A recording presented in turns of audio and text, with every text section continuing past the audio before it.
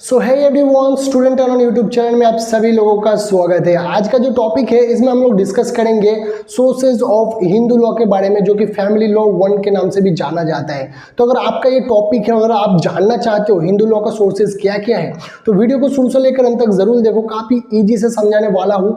अगर आप लोगों को वीडियो पसंद आता है तभी जाके वीडियो को एक लाइक करना, चैनल को सब्सक्राइब करके नोटिफिकेशन बेल को प्रेस जरूर कर देना और एक अच्छा सा कॉमेंट छोड़ देना आपके अकॉर्डिंग। तो चलो देखते हैं। तो सबसे पहले देखो, मैंने यहाँ पर एक पॉइंट लिख के रखा है, Hindu law is based on religious text, traditions and modern law. The sources are divided into the two type. मैंने ये क्यों लिखा हूँ, मैं ये क्यों लिखा हूँ, ठीक है ना, क्योंकि जो हिंदू लॉ है ना, ये टोटली रिलीजियस टेक्स्ट के ऊपर बेस करता है, वहां से ये डिराइव होके आया है। और जो रिलीजियस ट्रेडिशंस जो पहले के टाइम पे हमारे जो पूर्वज थे, old period time, ancient time में जो भी वो कस्टम फॉलो करते थे, जैसे मैरिज करवाते थे, जैसे मतलब क्या बोलते हैं, पूजा पाठ करते थे, जैसे मॉरली ड्यूटी को फॉलो करते थे, तो वो सारे जो चीज़ें आ जाएगा, वो आ जाएगा ओल्डेस्ट यानी कि रिलीजियस टेक्स्ट में, एंशिएंट सोर्स में। और मॉडर्न लॉ कब आएगा? अभी देखो, नए नए एक्ट पास हुआ है, ठीक है ना, हिंदू लॉ के रिगार्डिंग, यानी कि मान लो family law, Hindu marriage act, Hindu succession act, इस टाइप से लॉ जो गवर्न करता है, कोर्ट का डिसीजंस आ गया, और जो नए नए अमेंडमेंट्स आते हैं, तो वो सारे आ जाएगा यहाँ पर मॉडर्न लॉ में। तो हिंदू लॉ अगर देखा जाए इसका सोर्स, तो आप इसको टू पार्ट में डिवाइड कर सकते हो। एक एंशिएंट सोर्स जो कि ओल्ड एज सोर्स माना जाता है, और दूसरा आ जाता है मॉडर्न सोर्स जो कि नए नए एक्ट और अमेंडमेंट और जुडिशियल डिसीजन के ऊपर बेस करता है। तो सबसे पहले इस वीडियो में हम लोग देखेंगे एंशिएंट सोर्स यानी कि oldest source of Hindu law. तो चलो देखते हैं। तो ओल्डेस्ट सोर्स में आ जाता है सबसे पहले श्रुति। श्रुति क्यों आ गया? क्योंकि एक रिलीजियस बुक है, ठीक है ना। What is heard? Shruti means what is heard, the means the Vedas holy book of Hindu, these are oldest and most important text. यानी कि हिंदू जो रिलीजियस है उसका एक होली मतलब सैक्रेड टेक्स्ट है, मान लो धार्मिक ग्रंथ है, ये एक धार्मिक ग्रंथ है जहां पर गवर्न किया जाता है, कुछ रूल्स होता है, कुछ रेगुलेशंस होता है, जैसे हमको मानना पड़ता है as a religious, as a custom, ठीक है ना। तो वही सिंपल इसको बोला गया है। जैसे अगर हम इसका बुक का एग्जाम्पल ले तो ऋग्वेदा हो गया, यजुर्वेदा हो गया, सामवेद हो गया, ठीक है ना। तो ये सारे बुक आ जाएगा एंशिएंट सोर्स में, जो कि सैक्रेड बुक्स होता है, ठीक है ना। तो ये आप लोग ओल्ड सोर्स में लिख सकते हो श्रुति, व्हाट इज हर्ड जो सुना जाता है, और जो ये होली बुक है ये एक धार्मिक ग्रंथ है जहाँ पर कैसे कैसे रिफॉर्म्स लाते हैं, कैसे कैसे कस्टम्स है वो उसको फॉलो करता है। हमारे जो ऋषि मुनिया थे वो लोग गाइड करते थे, जो पंडित थे जैसे पूजा पाठ करते थे, जो रिचुअल्स को फॉलो करते थे, तो ये इसमें आ जाएगा। तो चलो हम लोग और भी एंशिएंट सोर्स देख लेते हैं। अभी देखो, दूसरा जो एंशिएंट सोर्स है आप उसमें ये लिख सकते हो स्मृति, जो कि व्हाट इज रिमेम्बर्ड ऐसे करके इसको बोला जाता है, ठीक है ना। इसका अगर हम मीनिंग देखें, these are text written by सागास to explain the Shruti in a easier way. यानी कि हमारे जो ऋषि मुनिया थे, साधु थे हमारे, वो लोग इसको लिखे थे, जो श्रुति मैंने आप लोगों को पहले समझाया, उसको काफ़ी इजी एंड सिंपल वे में समझाने के लिए। क्योंकि देखो, ज़्यादातर जो हिंदू रिलीजियस बुक है वो संस्कृत में होता है, और सब लोगों को संस्कृत का ज्ञान नहीं होता था। पंडित को होता था, ऋषि मुनियों को होता था, और कुछ अदर विद्वान को होता था। हम लोगों को नहीं होता, तब तो हम तो पैदा भी नहीं हुए थे, तो तब सब लोगों के पास ये नॉलेज नहीं था। तो धार्मिक जिन जिन लोगों के पास नॉलेज था उनको पंडित या ऋषि मुनि बोला जाता था। तो उन्हीं लोगों ने श्रुति को समझाने के लिए स्मृति को लिखे थे काफ़ी ईजियर वे में, ताकि सारे लोग उसको समझ पाए, उसको फॉलो कर पाए। तो ये आप दूसरा सोर्स में लिख सकते हो स्मृति, व्हाट इज रिमेम्बर करके, ठीक है ना। इसका अगर फेमस हम लोग देखें तो इसका जो फेमस जो श्रुति है ना, तो इसको मनुस्मृति ऐसा करके एक बुक है, वो ज़्यादातर फेमस है अगर हम स्मृति की बात करें तो। यहाँ पर देखो, यहाँ पर क्या लिखा है मैंने, जो यहाँ पर देखो, जो मनुस्मृति है, Manusmriti speak about duties of man and women, marriage and punishment. जो मनुस्मृति जो बुक है, होली रिलीजियस बुक है, एक धार्मिक ग्रंथ है, वो क्या बोलता है, जो मैन है उसका ड्यूटीज क्या है एंड वुमेन का ड्यूटीज क्या है, मैरिजेस कैसे, मैरिज के बारे में बोलता है, और पनिशमेंट के बारे में बोलता है। तो आगे ना ये एंशिएंट सोर्स में देखो, यहाँ पर ड्यूटीज की बात कर रहे हैं, मैन का एंड वुमेन का, और मैरिजेस का और पनिशमेंट का। तो ये भी एक एंशिएंट सोर्स मतलब लॉ का एक सोर्स माना जाता है, इसीलिए, ठीक है ना। अगर हम नीचे यहाँ पर ये देखो, इसका प्रोनाउंसिएशन शायद मेरे से गलत हो सकता है, अजनवल्क्य स्मृति, ठीक है ना। ये बात करता है talk about property right and inheritance right, यानी कि संपत्ति में किसका क्या अधिकार होगा, अगर उसका कोई पेरेंट्स से वो मर जाता है तो उसका क्या अधिकार होगा, तो ये उसके बारे में बात करता है। ये हो गया याज्ञवल्क्य स्मृति में ये इसको बोला गया है, ठीक है ना। तो आप लोग एंशिएंट सोर्स में मनुस्मृति को लिख सकते हो। और अगर हम लोग एग्जाम्पल से समझे तो यहाँ पर सिंपली देखो, मनुस्मृति कहता है से husband and wife should live faithfully, this support the marriages law, यानी मनुस्मृति में ये बोला जाता है हस्बैंड एंड वाइफ को फेथफुली रहना चाहिए एक साथ, तो ये मनुस्मृति में बोला गया है। और ये अगर देखो इनडायरेक्टली तो मैरिज लॉ को ये सपोर्ट करता है।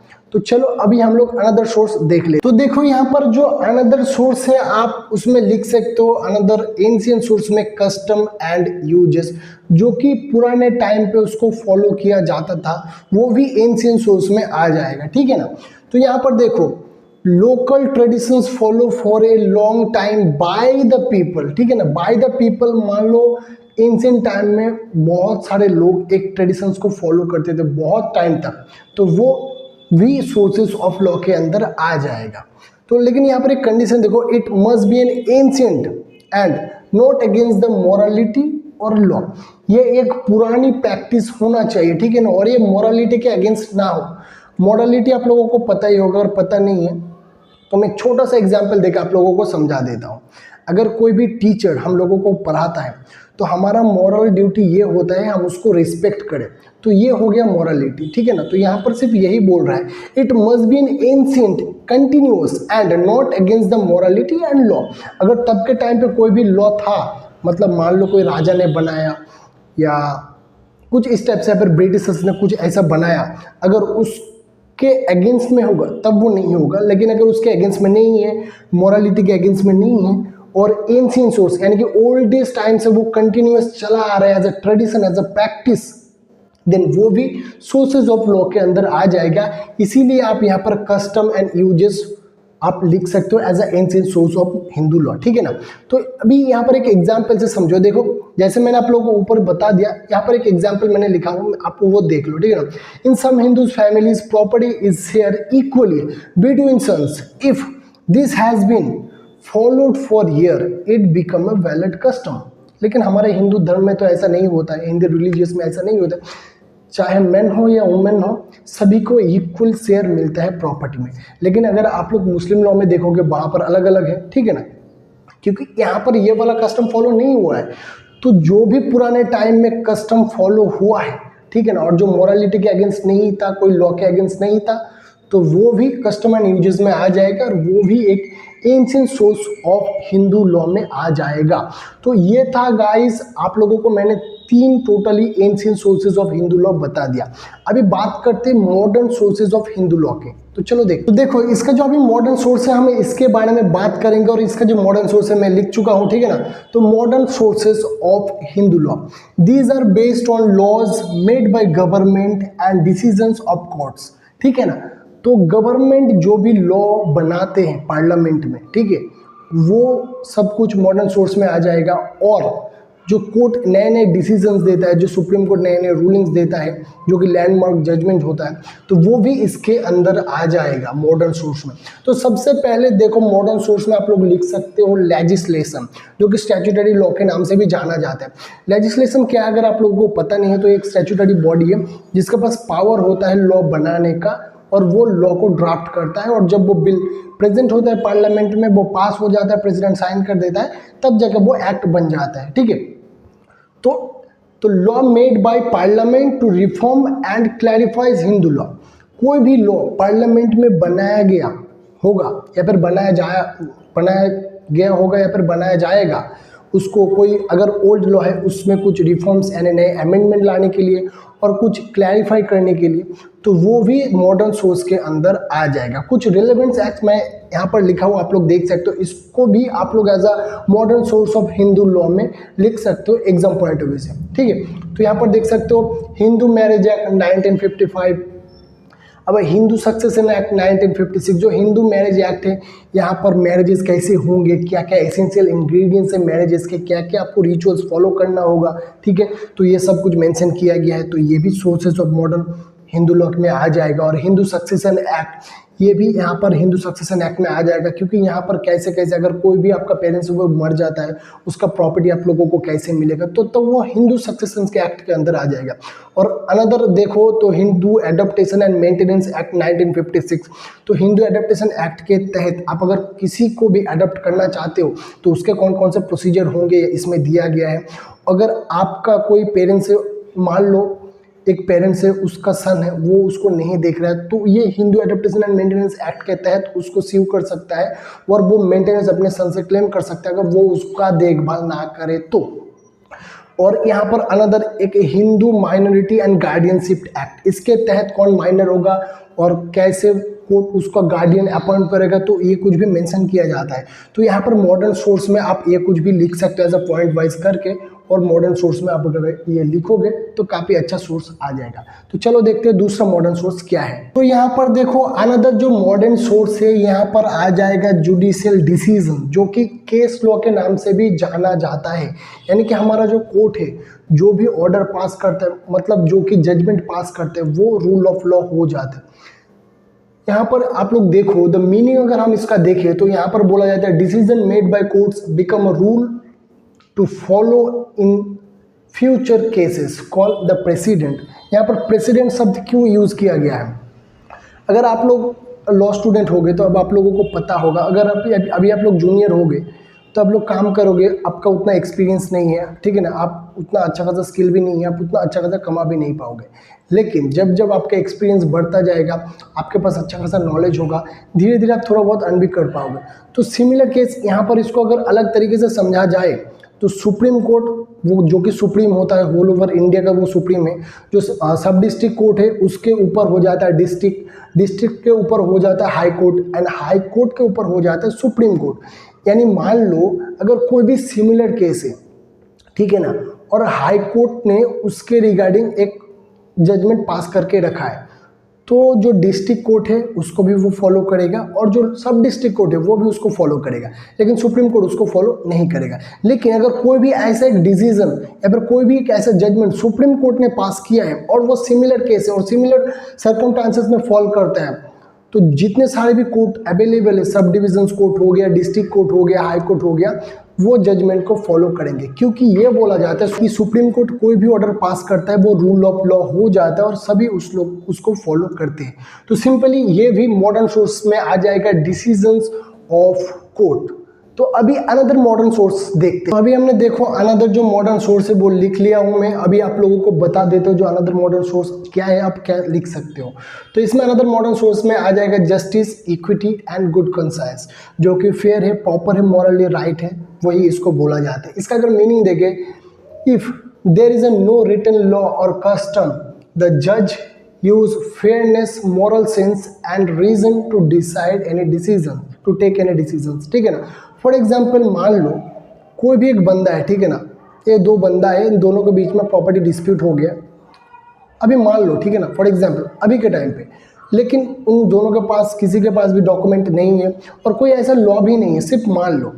तो ये वाला सिचुएशन में कोर्ट क्या करेगा, जो भी मॉरली राइट होगा as per the moral sense, as per the reasonable knowledge, जो भी सही होगा उसी के आधार पे बेस करके कोर्ट डिसीजन देगा। जैसे कि मैंने एग्जाम्पल पे यहाँ पर लिखा हूँ, if the two people claim the same property but there is a no law और डॉक्यूमेंट, देन जज decide is based on fairness, fact and justice. जैसे कि मैंने आप लोगों को पहले बताया, तो यही equity, justice and good conscience हो जाता है, जहाँ पर कोई भी रिटन डॉक्यूमेंट अवेलेबल नहीं होता है, कोई भी स्पेसिफिक लॉ अवेलेबल नहीं होता है, as per the based on circumstances, as per the reasonable knowledge, as per the fairness, or to decide the just and proper order which court deem fit. Okay, so यही simply हो जाता है justice, equity and good conscience. इसको भी आप लोग modern source में लिख सकते हो। और अनदर मॉडर्न सोर्स में आ जाते हैं modern custom and social reforms. अभी के टाइम पे, मॉडर्न टाइम पे जो नए कस्टम आ रहे हैं, नए नए चेंजेस आ रहे हैं, पीपल जिसको एक्सेप्ट कर रहे, तो वही इसको बोला जाता है modern customs and reform. The new practices accepted by the society due to change in time. ठीक है, अभी इसको हम एक एग्जाम्पल से समझते हैं, ठीक है ना। तो यहाँ पर देखो मैंने एक एग्जाम्पल लिखा हूँ, window marriage was not allowed earlier but now society and law accepted. Society भी अभी उसको एक्सेप्ट कर लिया और लॉ भी उसको पॉसिबल कर दिया by frame law regarding that. Okay, एक और चीज़ से आप लोग समझ सकते हो, पहले जो शादी होता था हिंदू के अंदर, मान लो दोनों हिंदू आपस में मैरिज किया तो ये 7 साल का बंधन माना जाता था, डिवोर्स का कॉन्सेप्ट नहीं था। लेकिन अभी अगर आप लोग देखोगे डिवोर्स का कॉन्सेप्ट भी अवेलेबल है और काफ़ी सारे ग्राउंड भी है, उसके बेस पे वो डिवोर्स ले सकता है। लेकिन पहले वो ऐसा नहीं था, तो सोसाइटी ने अभी इसको एक्सेप्ट कर लिया और लॉ ने भी उसके रिगार्डिंग चलते रिफॉर्म्स लाए, अमेंड्स लाए और अभी ये अवेलेबल है, पॉसिबल है। तो ये सारा जो सोर्सेज था मैंने आप लोगों को बताया, एंशिएंट सोर्स में श्रुति, स्मृति और जो भी होली टेक्स्ट बुक है, और जो एंशिएंट टाइम में हमारे पूर्वज जैसे जैसे मतलब ट्रेडिशंस, रूल्स, नॉर्म्स को फॉलो करते थे, वो सब कुछ एंशिएंट सोर्स में आ जाएगा। और अगर मॉडर्न सोर्स की बात करो तो वहाँ पर कोर्ट डिसीजंस, लेजिस्लेटिव, मान लो लेजिस्लेशन ने कोई एक्ट पास करा, उसके ऊपर equity, justice as good conscience and modern society ने जो एक्सेप्ट कर लिया, तो ये सब कुछ आप लोग मॉडर्न सोर्स में लिख सकते हो हिंदू लॉ का। तो आई होप जो भी सोर्स था मैंने आप लोगों को डिटेल से अच्छी तरीके से समझा दिया। अगर कोई भी डाउट रहा हो तो आप कमेंट करके मुझे बता सकते हो, और अगर ये वीडियो अच्छा लगा तो प्लीज़ यार वीडियो को एक लाइक कर देना, क्योंकि काफ़ी मेहनत लगता है वीडियो बनाने में। और वीडियो अच्छा लगा तो वीडियो को अपने किसी दोस्त के साथ शेयर भी जरूर कर देना। तो चलो मिलते हैं नेक्स्ट वीडियो में, तब तक के लिए जय हिंद, वंदे मातरम।